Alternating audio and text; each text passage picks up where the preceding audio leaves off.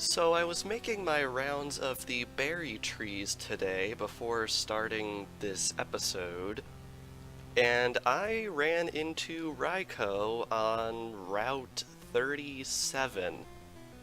Yeah, I wasn't recording because it was going to be a pretty menial task, but yeah. So I guess that's how we are starting today's episode. So basically how this works is you send out a Pokemon against the roaming legendary, and then you are given the opportunity to attack it. But if it is faster, and it is very likely at this stage that it is, it will simply flee and move to another place on the map for you to randomly encounter. As I mentioned in a previous video, this is a mechanic known as a roaming Pokemon, so if you want to know more about that, feel free to look it up at your leisure. Also worth noting, once you have seen a Pokemon in the wild one time, even if it's a roaming legendary, you can check its area on the map, which means you can use the Pokédex in order to check where we can find Raikou. Worth noting, it will never ever wander into Kanto, so keep that in mind. Anyway, might as well actually start the video now. Hello folks, Everchanger here, and welcome back to more Pokemon Crystal. Last time, we did some final exploring with Surf, and we also checked out Route 38. And this time, we are going to be exploring Route 39, but first things first, after that little interesting debacle that I wasn't expecting to have right there, I'm here to show you that it is indeed Friday. And to that end, I have come back here to the Union Cave to show off that cool thing that happens on Fridays. So, if we surf right on over here, we have this Pokemon in the water. Interact with it, and we can battle, as I mentioned, Lapras. Very, very cool. This is similar in nature to that Sudowoodo in that it's an overworld Pokemon that you can interact with and battle. It's a mechanic we're going to be seeing quite a bit later in the game, but for now, it's a pretty rare occurrence. And unlike Sudowoodo, as far as I'm aware, you can battle Lapras every Friday, even if you catch it, so you can get infinite Lapras, which is really, really cool. I don't have any real need to catch this Pokemon, but I figured I probably should, just to show it off, you know? It's a special encounter. Now, if you don't have a Pokemon on your team that can use Surf, Lapras is a very, very good Pokemon to use. In fact, anyone who saw my previous Pokemon Let's Play of Pokemon Yellow will know that Lapras is a very, very solid Pokemon, and I like it a lot. Anyway, gonna try and catch it right here. Unfortunately, Lapras is not the easiest Pokemon in the world to catch, so we might have a little difficulty here. Alright, let's see if we can catch this thing.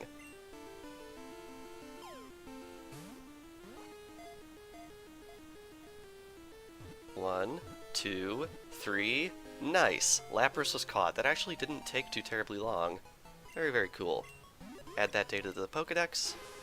Lapras, the transport Pokemon. This gentle Pokemon loves to give people rides and provides a very comfortable way to get around. Very, very cool. Now that we have done that, I will meet you guys back on Route 39 for the actual meat of this episode. And here we are back on Route 39 to continue our adventure. On our way to Olivine City once again. Very nice. Now, even though this is a new route, believe it or not, there's actually nothing new for us to catch here. So if you were looking forward to any information... Oh wow, here's Psychic Norman that I mentioned last episode. Huh.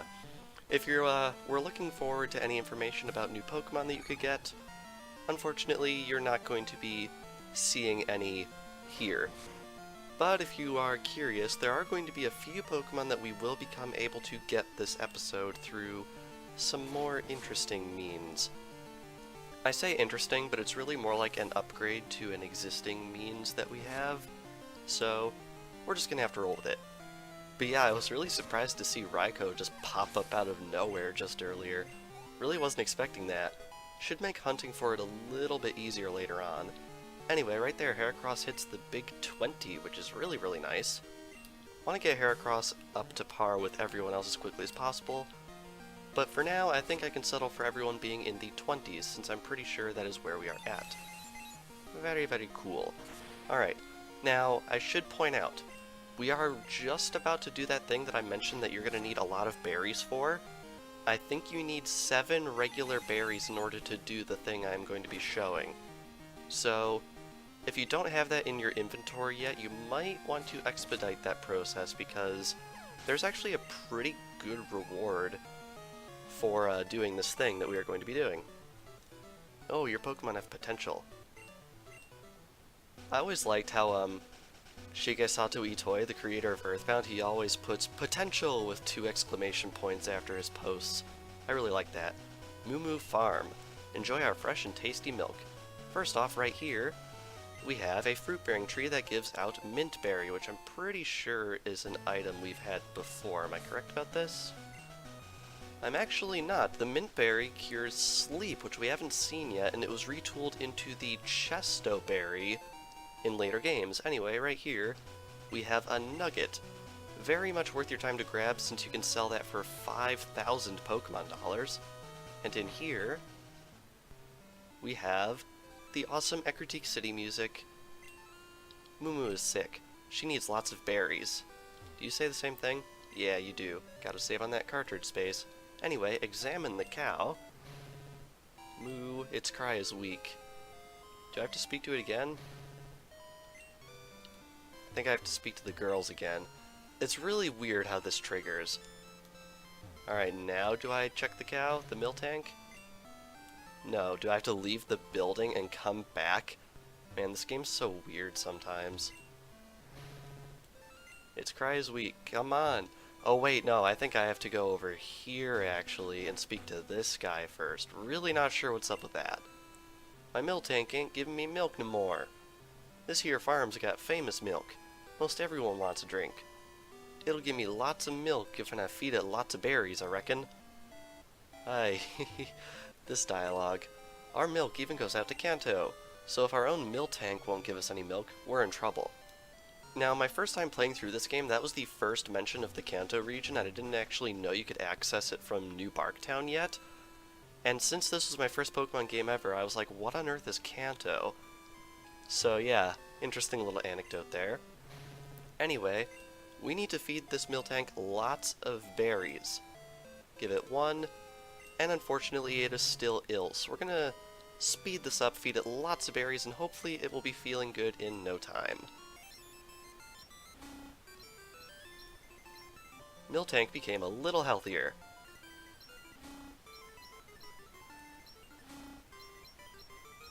Milk tank became quite healthy. Very nice.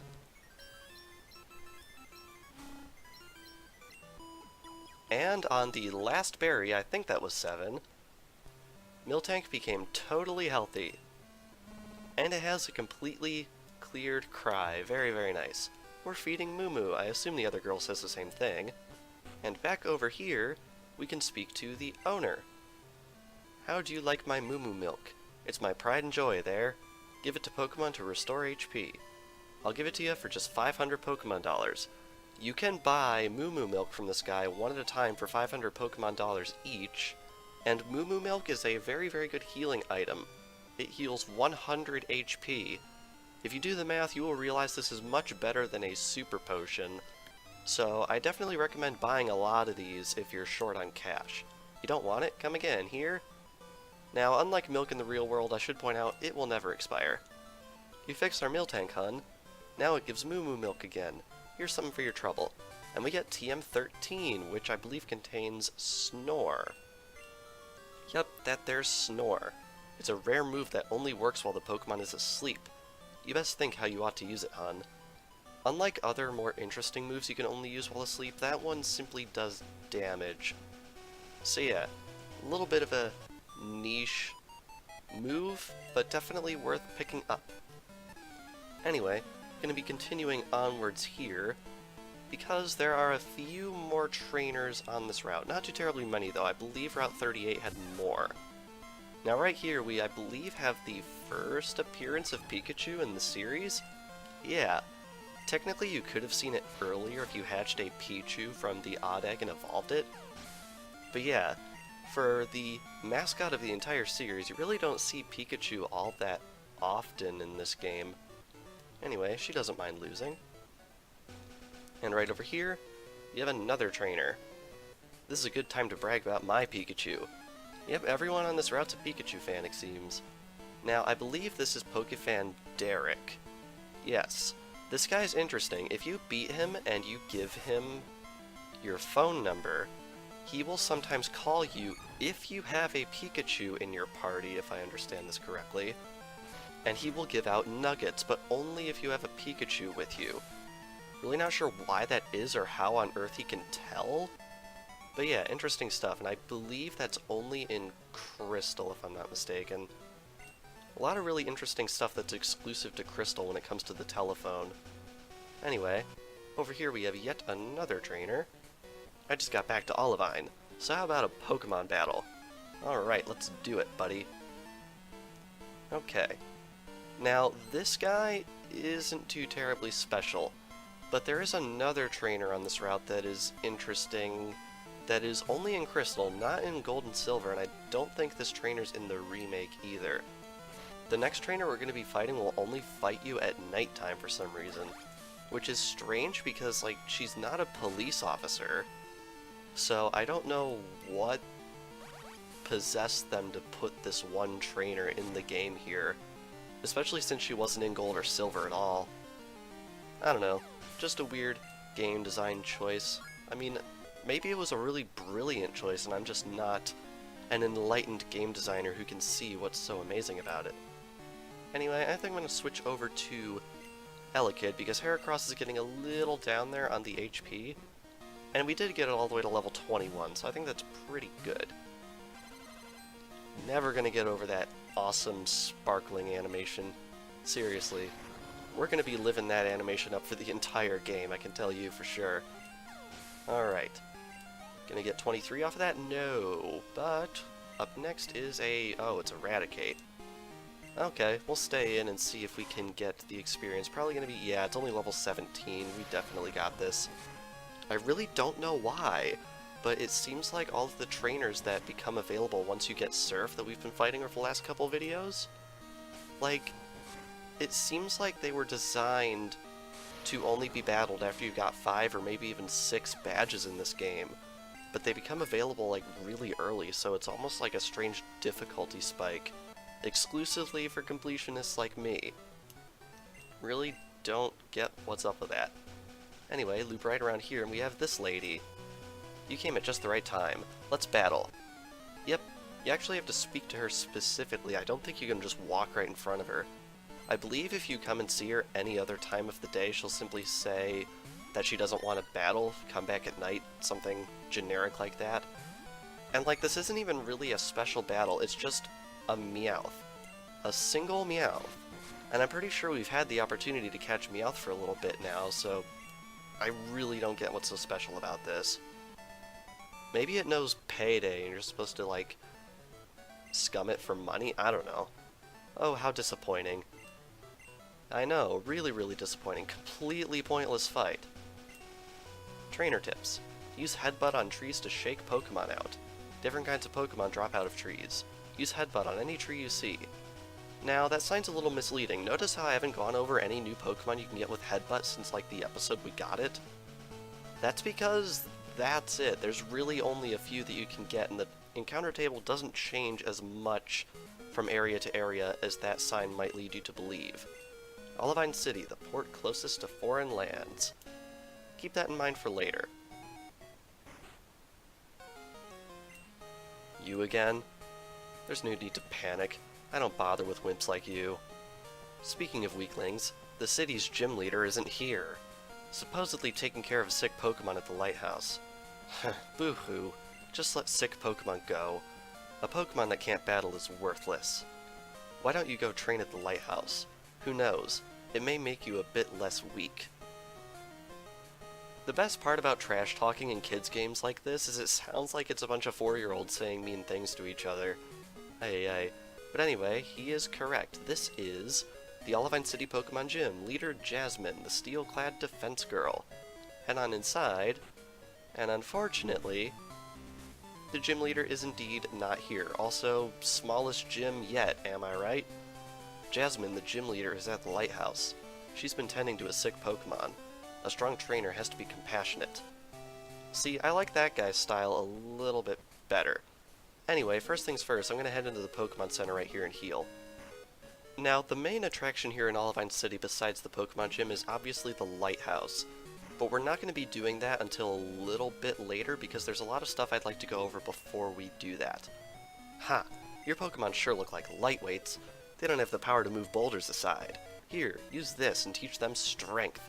And we get HM04 Strength. Believe it or not, we already have the ability to use this granted to us by the Goldenrod City Gym Badge. On the seed. The only thing you can count on is your own good self. I'm so proud of my buff bod. Now, it may not seem it, but that move is outright required to finish the game, so make sure you grab it as soon as possible. This is very, very important. Olivine is on the sea, and if it's on the sea, there are bound to be fish. I've fished here for 30 years. Would you like to face the sea and fish? Sure thing, buddy. Ah, haha! We have ourselves a new angler. And we get the good rod, which as you might imagine is quite a bit gooder than the old rod. Fish aren't found in the sea alone. They go wherever there is water. Now with this rod, there are a few Pokemon that you can get that you could not before. First off, here in Olivine City, you can find Staryu at nighttime only, and you can also find Corsola. Also, if you return to the Union Cave, bottom floor, all the way down where we found Lapras, you can find Shelder, and you can also find Chinchou, which will evolve into Lantern down the line. Very cool. This is not the house I want. I want this house. Speak to this guy. Hi, I'm looking for this Pokemon. If you have Krabby, would you trade it for my Voltorb? This is your first opportunity to obtain the Pokemon Voltorb, and if you trade for this one specifically, it will be holding a Paralyzed Cure Berry, which is really, really nice. You don't have one either? Gee, that's really disappointing. Yeah, sorry to shoot you down, buddy. Anyway, that's actually all there is to grab in Olivine City for the moment that is not related to the lighthouse or the gym.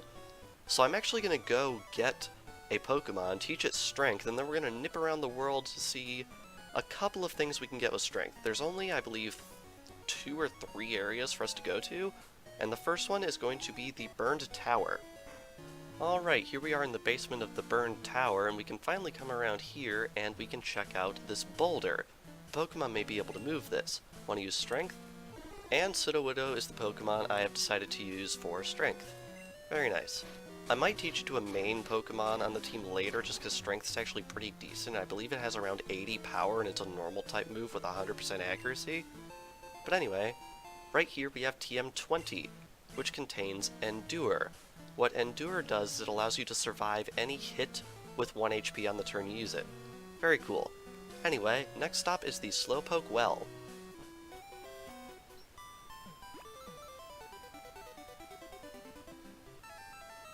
Really? Really?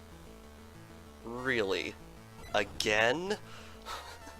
This is the same episode. I mean, it's a different recording session, but for God's sake. Okay, well, you know what? Since I didn't do it last time, I might as well try an Ultra Ball. It's not gonna work, but you might as well try it, right? 1. That would have been amazing. Ah well.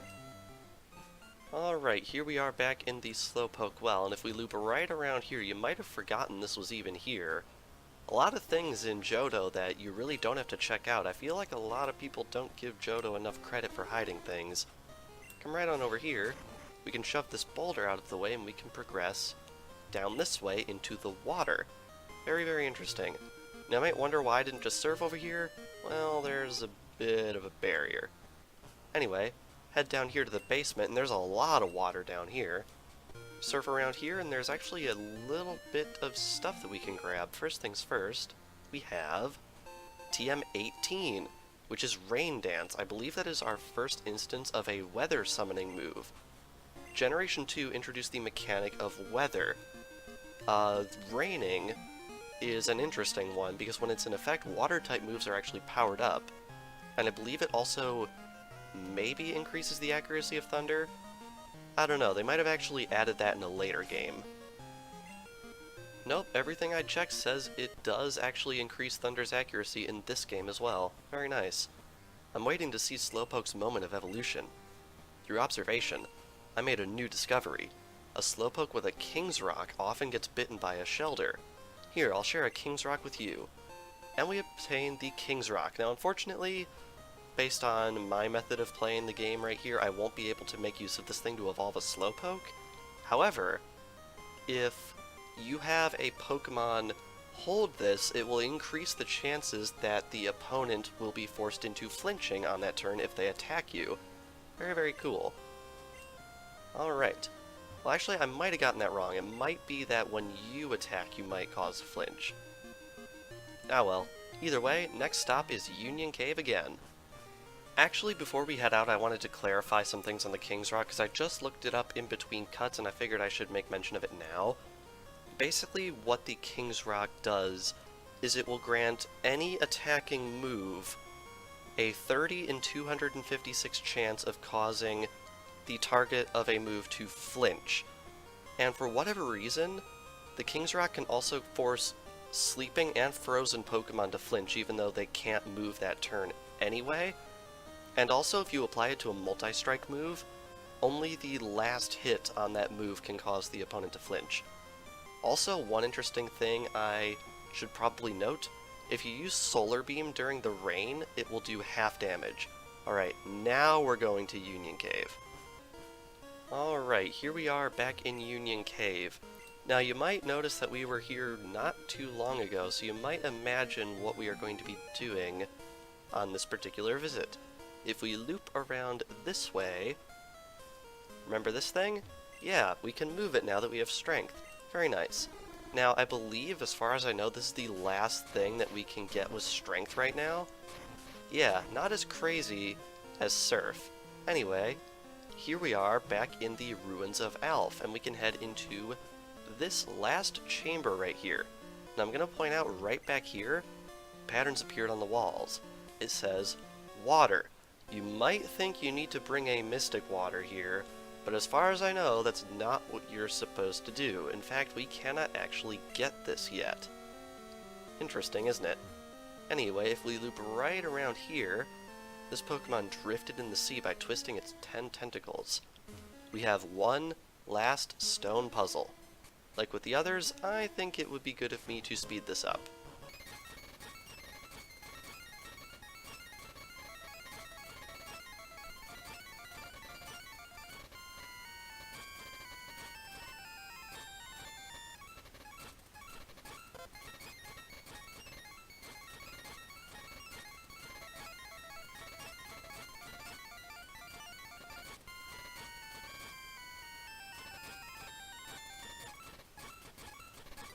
Alright, there we go. Personally, I think this puzzle is the most difficult, so I wouldn't fault you if you got a little bit stuck like I did for a moment there. Anyway, this will plunge us, once again, down into the Ruins of Alph, and once again there is a strange presence here. This will grant you access to unknown L, M, N, O, P, Q, and R. You might notice that makes access to all 26 unknown. The 2 unknown forms that first appeared in Generation 3 are obviously not in this game, so there are only 26. What does that mean? Well, I will meet you in the research office and I will tell you. Alright, so let's say you have actually gone through the painstaking process of capturing all 26 unknown, and you have completely filled the unknown mode in your Pokedex. What does that get you? Unfortunately, I do not have this filled as of right now, but I figured I should point out what your reward is, and let me tell you, in this game in particular, the reward is absolutely 1000% not worth it. You see this machine right here? If you capture all 26 unknown, you can use this machine to use a Game Boy printer to print out messages typed using the unknown font. Unfortunately, to make use of this feature in any capacity, you need to be playing a working copy of Crystal. Oh my god, Joey, really? Now? You have to be playing a working copy of Crystal on a legitimate Game Boy with a Game Boy printer hooked up as well. So, yeah, you're probably not going to be making use of this feature in any capacity unless you are a very, very niche group of people. So I might catch all 26 Unknown later in the Let's Play just to show the dialogue options, because I believe there is like a little event that takes place here. But I'm really not interested in doing that right now, and it's completely not worth it. So if I am going to do it, I'm only going to be doing it later in the Let's Play when we have less pressing matters to attend to, like our gym quest. Speaking of that gym quest, I'm going to head back over to Olivine. Alright, here we are in Olivine, and I figured before we ended things off, I would show the inventory of the local Pokemart.